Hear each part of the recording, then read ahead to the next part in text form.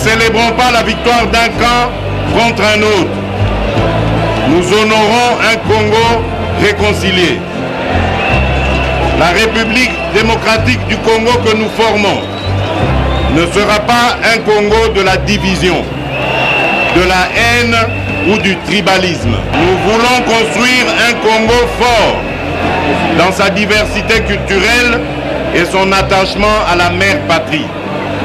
Un Congo tourné vers son développement, dans la paix et la sécurité. Un Congo pour tous, dans lequel chacun mérite sa place.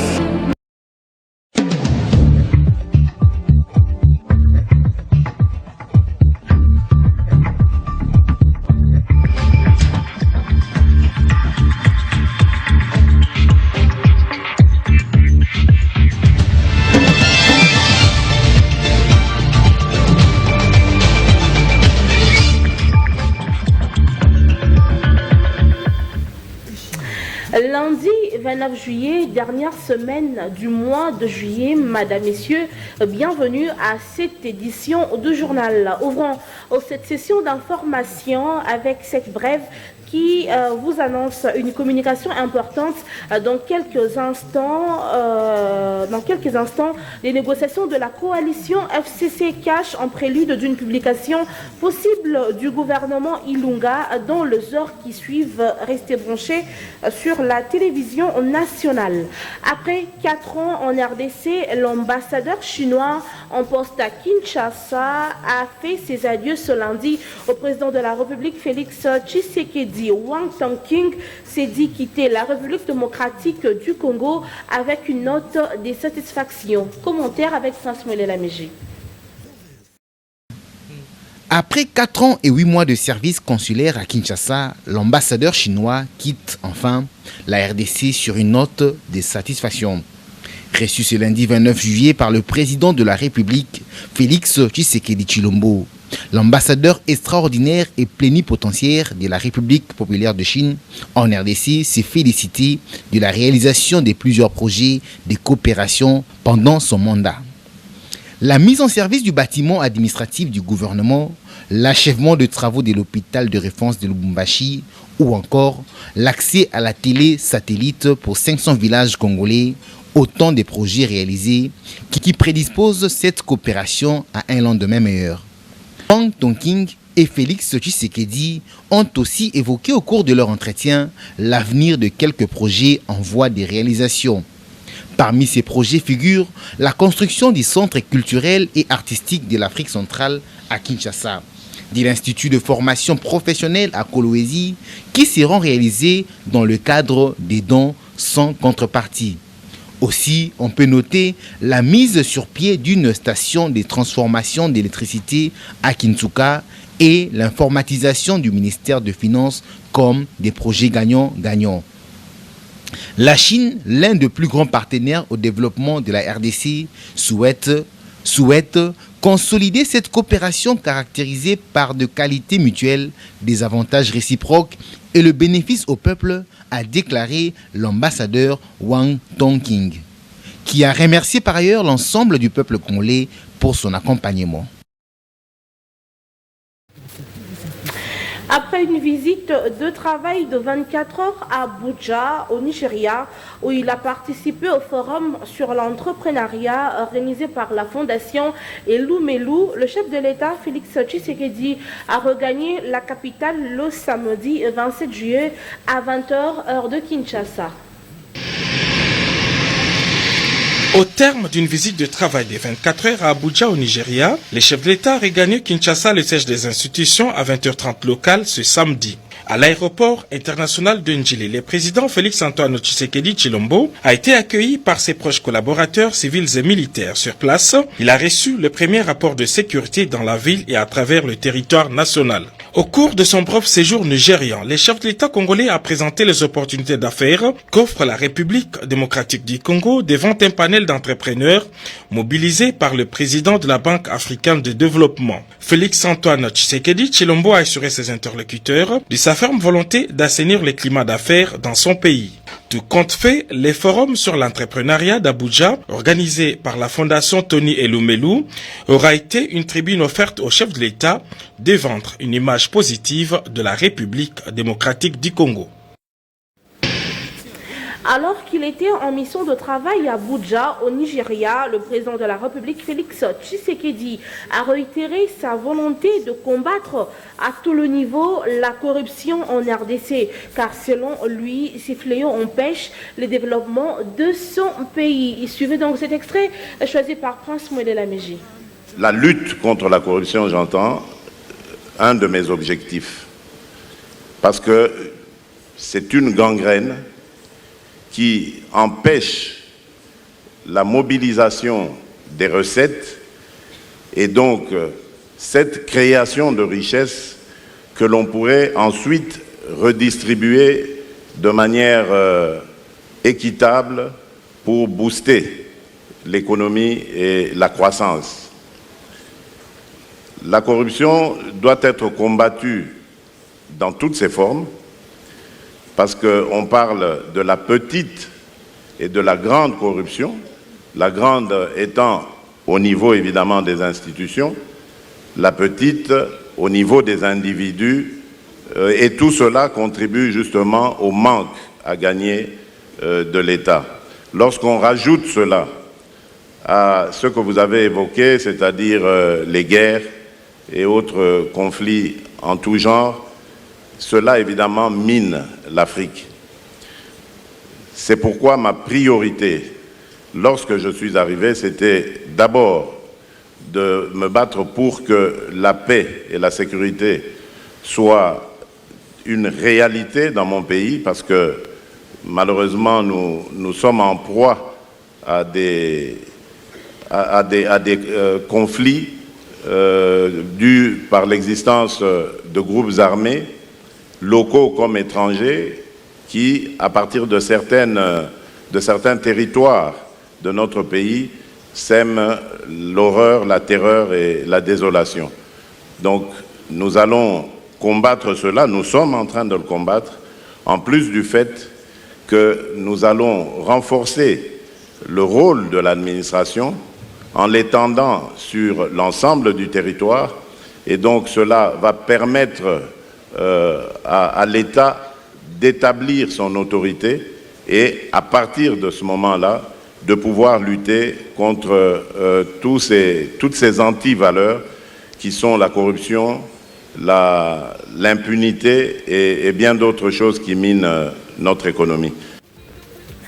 Direction Palais du Peuple, où la présidente de la Chambre basse du Parlement a accordé un entretien ce lundi 29 juillet au ministre d'État belge et ancien président de la Chambre de représentants Herman Kroo dans son bureau de travail. Le détail. La présidente de la Chambre basse du Parlement, Janine Mabunda Lioko, a accordé un entretien ce lundi 29 juillet dans son bureau de travail au ministre d'État belge et ancien président de la Chambre de représentants Herman Kroo, en séjour à Kinshasa depuis le 21 du mois en cours. Le ministre belge déclare l'importance de sa rencontre avec la présidente Mabunda, qui est la première femme élue de l'Assemblée nationale d'un grand pays comme la RDC, qui devra gérer plus de 500 collègues. Par ailleurs, il a souligné que la présidente de l'Assemblée nationale devrait plus encourager les députés à être proches de la population pour garder une bonne collaboration avec la base. Sur le plan économique, le ministre a également rappelé que les Congo est plus que ces mines, qu'il faudrait également mettre le cap sur la puissance agricole, forestière, hydraulique et tout ce qui se renouvelle. Car chaque année, une pelle de minerai qui sort du territoire congolais est une pelle perdue à jamais, contrairement à un champ qu'on cultive aujourd'hui et qui pourrait être cultivé encore de nouveau pour l'année prochaine. La présentation de la vision environnementale du président de la République, Félix Tshisekedi Tshilombo et son initiative Jardin scolaire, 1 milliard d'arbres pour le climat d'ici 2023 s'est tenu le vendredi 26 juillet dans la salle Virunga de l'hôtel Memling en présence de plusieurs partenaires dans l'objectif de mobiliser le partenaire autour de cette initiative. Témoin de l'événement, Dadi Sumbulivevola nous donne les détails. C'est autour d'un dîner que le conseiller spécial du chef de l'État en charge de l'environnement et du développement durable a réuni des représentants des différentes couches sociales pour leur présenter l'initiative 1 milliard d'arbres pour le climat 2023. L'initiative du président de la République qui place le jeune au centre de la lutte contre le changement climatique en réduisant la pauvreté et en favorisant les développements endogènes concrets axés sur l'utilisation durable et équitable du capital écologique commun. Nous sommes ici pour partager ensemble la vision de son Excellence, Monsieur le Président de la République, Félix Antoine Tshisekedi Tshilombo. Quand il m'a dit un jour qu'il voulait faire des enfants congolais, de futurs éco-citoyens, comment les impliquer en échangeant, l'idée des jardins scolaires est née. Il dit non, il faut promouvoir les jardins scolaires pour donner aux enfants le goût de la terre et le goût de l'environnement. Ces projets qui consistent à la sensibilisation de 5000 chefs d'établissement, 20 000 enseignants, 1 million d'élèves va être présenté au Forum des Nations Unies pour le climat qui se tiendra à New York en septembre prochain, comme la contribution de la RDC à l'effort global sur le climat. Parmi les activités prévues par ces projets, il y a la création de 50 000 brigades climat, la mobilisation des paiements carbone volontaires, la création des pépinières scolaires et universitaires de 300 arbres par élève ou étudiant chaque année, la contractualisation de 2 millions de ménages riverains pour l'entretien. Ces projets n'est pas que écologique, mais aussi socio-économique qui soutient des projets de plantation, d'amélioration sylvicole, restauration des massifs forestiers, soit plus de 2 millions d'hectares à reboiser. En lançant cette initiative, le président de la République veut faire des jeunes Congolais des éco-citoyens, preuve de son engagement à faire de la lutte contre le changement climatique une priorité au cours de son premier quinquennat. Présent à la cérémonie de la présentation du projet 1 milliard d'arbres pour le climat, le participant de tous les secteurs appelle à l'implication de toutes les couches sociales du pays. Ils l'ont dit au micro de Dadi Sumbulivevola. Tolo na nzete po esalisa biso po tokoka kobatela mokili oyo ya Kinshasa pona bana na biso. Soki te mboka ekobeba pe biso ba mama toyebi ke soki mboka ebebi mabele ebebi biso nde tozozwa pasi po bilona na biso ekobeba oloni matembele na yo ekobima malamu te po moyi eza makasi to mbula enoki makasi to mbula enoki biloko nyonso ekei wana matata. Donc biso ba mama tosala makasi to bikotisa na musala wana ya kobatela mabele kobatela mokili na biso. C'est une démarche qui effectivement implique plusieurs dimensions. La dimension environnementale, il est vrai, puisque les arbres en grandissant, en poussant par séquestration, par photosynthèse séquestrent du dioxyde de carbone.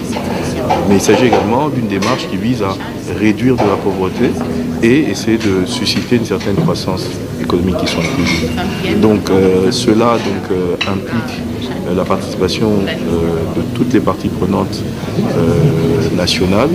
Il faut bien entendu, à la suite de l'implication des autorités, essayer de voir comment susciter également l'implication du secteur privé. Il y a, comme vous l'avez vu tout à l'heure, l'implication de plusieurs confessions religieuses. Et vous savez, lorsqu'on prend toutes les différentes dénominations d'églises protestantes, il s'agit d'environ 45 millions de Congolais. Vous imaginez que si chacun de ces fidèles plante un arbre chaque week-end, vous voyez qu'on pourra avoir 45 millions d'arbres. Quand ces gaz à effet de serre touchent les glaciers qui sont dans les océans, qu'est-ce que les glaciers font? Voilà. Et quand la glace fond, ma fille, quand la glace fond, qu'est-ce qui se passe? Il y a des eaux. Le niveau des eaux monte.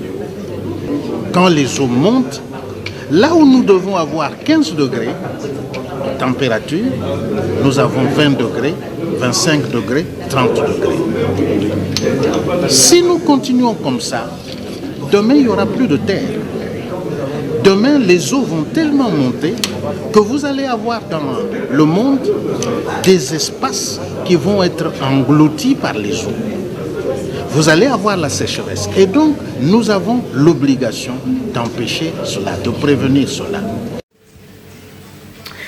Après quelques mois de silence, Gaborian Mboma, fédéral Kimbanteke Ouest de l'Union pour la Nation congolaise, se lance sur terrain. Sylvie Kalala pour le détail.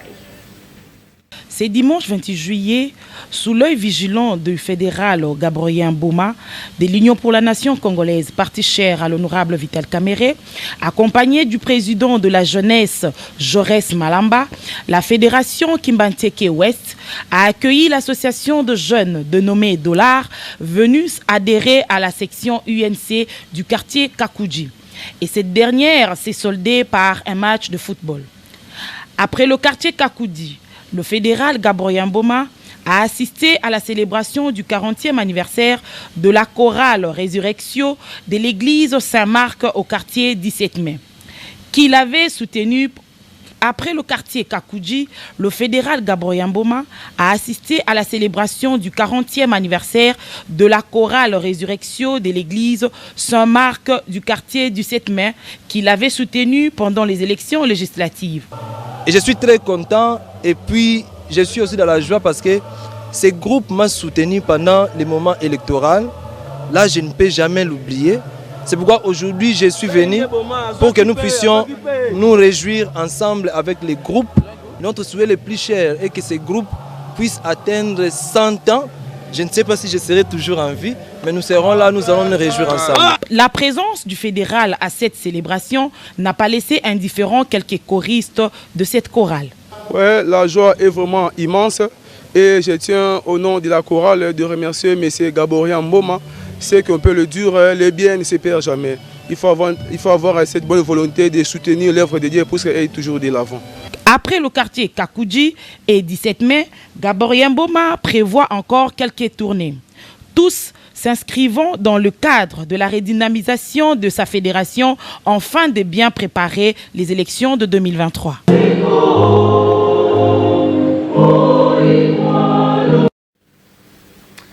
Parlons santé à présent. Aucun cas suspect de l'épidémie Ebola n'a été déclaré à Kinshasa, la capitale de la République démocratique du Congo. La Croix-Rouge vient ainsi de mettre fin à la rumeur qui circulait sur la présence de cette pathologie dans la capitale. Par contre, les musulmans congolais sont privés d'aller faire leur pèlerinage à la Mecque comme chaque année. Ainsi a décidé le ministère du pèlerinage de l'Arabie Saoudite, pour cause l'épidémie à virus Ebola qui sévit dans la partie est de la République démocratique du Congo. Autre chose à présent, l'installation le week-end dernier du comité provincial Bondaniachi, une structure créée pour soutenir les actions de la première dame de la République démocratique du Congo, Denise Nyakero Tshisekedi. C'était dans la foire internationale de Kinshasa que l'activité a eu lieu. Suivi. Ce samedi 27 juillet 2019, la foire internationale de Kinshasa a vibré au rythme de l'installation du comité provincial de la structure Banayamama Denise Nyakero Tshisekedi, Bandeniachi en sigle. Espérance Nteshi Ekofo, présidente nationale de cette association, livre ici l'intérêt de cette cérémonie. mokolo ya lelo eza activité munene o esalami toye ko installer ville na biso ya Kinshasa toza toujours ko accompagner maman ko promouvoir maman pe ko pénériser ba action ya maman partout tolingi province nyonso baye ba maman commune nyonso baye ba maman quartier nyonso baye ma maman na papa ndeto votaki bango pe nyamba sungi lelo papa Fatia bimi président de la République yango atolobi to ozala simate il faut to soutenir ye. Présente dans cette province de la RDC, cette structure qui existe déjà sous d'autres cieux, notamment en Belgique, en France et en Grande-Bretagne a pour objectif de soutenir et accompagner la distinguée première dame Denise Nyakeru Tshisekedi dans son rôle de première conseillère du président de la République afin de favoriser la réussite de son quinquennat. Ça va et ce n'est que le début. Vous allez nous voir à l'œuvre, ce n'est pas la dernière fois, tenir toujours les actions de la première dame. Beti Milula lelo ezalaki installation ya bureau définitif ya Kinshasa. Donc il fallait au moins que membres à Kinshasa bazala installé pour bandamsa na bango correctement. Et en gros salaki activité pour vous présenter membres à bureau na membres na biso nyonso ya Kinshasa. Comme ça identifier continue bango comme ça les mandenge sengeli. C'est dans l'optique de permettre à ce que toutes les actions du chef de l'État puissent bénéficier à l'intérêt supérieur de la nation que Bandenyachi s'attelle à sa mission auprès de la distinguée première dame Denise Nyakeru Tshisekedi.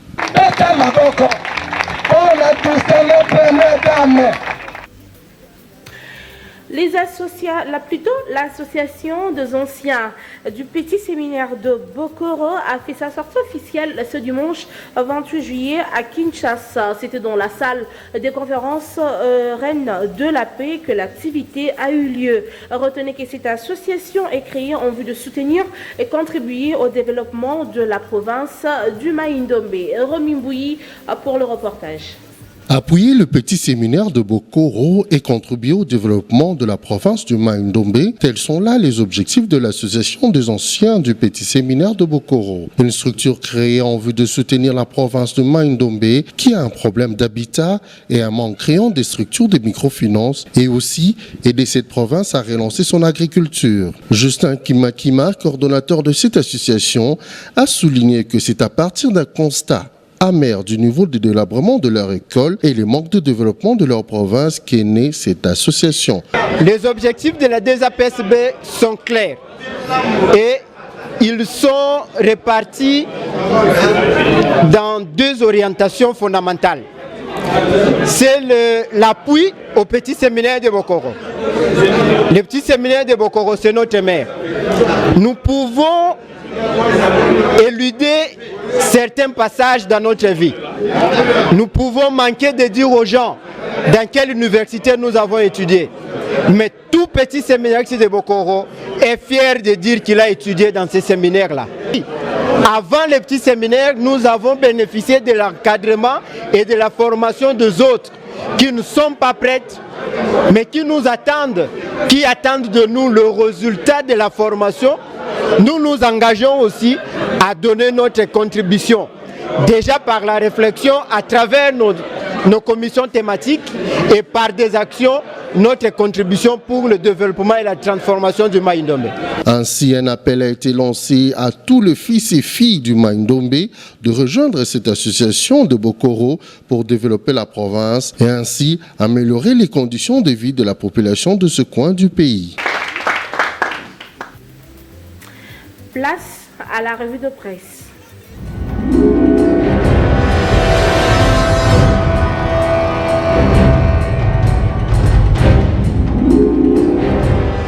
Bonsoir et bienvenue à la lecture de journaux parus ce lundi 29 juillet à Kinshasa. L'élection du bureau définitif du Sénat et la publication du premier gouvernement de Félix Tshisekedi sont là les titres exploités par les différents quotidiens de notre sélection. FCC mission accomplie. C'est le titre choisi par Forum de Zas. Cependant, le seul cas qui continue à défrayer la chronique est celui de Varis Bochab, candidat au poste du premier vice-président face à l'indépendant Sami Badibanga. Surprise et conséquences au bout de compte. Bâti dépaysé, Bochab trahi par les siens titre ainsi la prospérité. Et l'on note que le vote ne s'est pas vraiment déroulé comme il s'est l'imaginé. Parmi les deux tombés, il y a Évariste Bochab qui, au vu des assurances de sa famille politique ainsi que de son parcours presque élogieux, est tombé à plat. Enfin, renchérit le confrère, les résultats de ces élections sont révélateurs de beaucoup de choses qui devront constituer des leçons pour plusieurs. Élection du bureau du Sénat encore et toujours. Le vrai modérateur décèle de grosses fissures au sein du FCC et signale pour une famille politique qui était sûre et certaine de son fait, il y a de quoi passer à la remise en question des fondements. En quittant les FCC, non sans annoncer avec pompe que plusieurs écrits étaient à sa suite, Bahati n'avait pas menti sur toute la ligne. En parlant de Bahati, Congo nouveau titre, avec son score de 43 voix au Sénat, Bahati démontre la fragilité du FCC car, ajoute le journal, l'homme a réussi à fédérer les voix du FCC, Cash et Lamouka. Les constats sautent aux yeux. En un mot comme en mille, ces élections du bureau définitif du Sénat sont révélatrices d'un grand malaise au sein du FCC. À en croire la députée nationale AFDCA Solange Masumbuko, élue de la ville-province de Kinshasa, le regroupement politique de Joseph Kabila ne cesse de surprendre négativement. Terminons cette revue de presse par l'avenir qui annonce le gouvernement pour aujourd'hui après d'âpres discussions entre le CACH et les FCC. C'est la fin de cette revue de presse. À bientôt.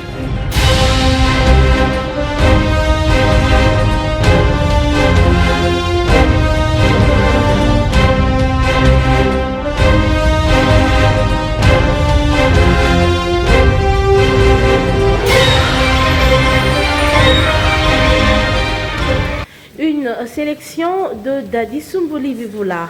Cette édition du journal porte la signature de Rémi Mbouyi derrière la caméra, Trésor Zimambo à la régie finale, Jovial Menayame. Restez branchés sur Canal Futur Télévision. Tout à l'heure, plateau, plutôt à 20h, plateau spécial revient avec Prince Molé Laméji. Bonsoir.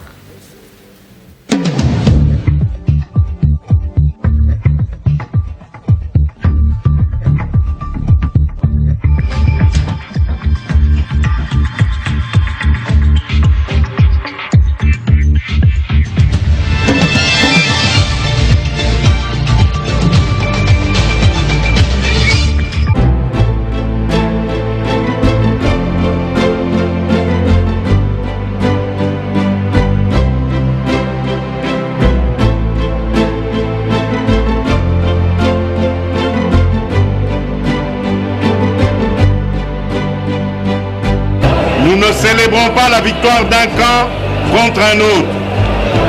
Nous honorons un Congo réconcilié. La République démocratique du Congo que nous formons ne sera pas un Congo de la division, de la haine ou du tribalisme. Nous voulons construire un Congo fort dans sa diversité culturelle et son attachement à la mère patrie. Un Congo tourné vers son développement, dans la paix et la sécurité. Un Congo pour tous, dans lequel chacun mérite sa place.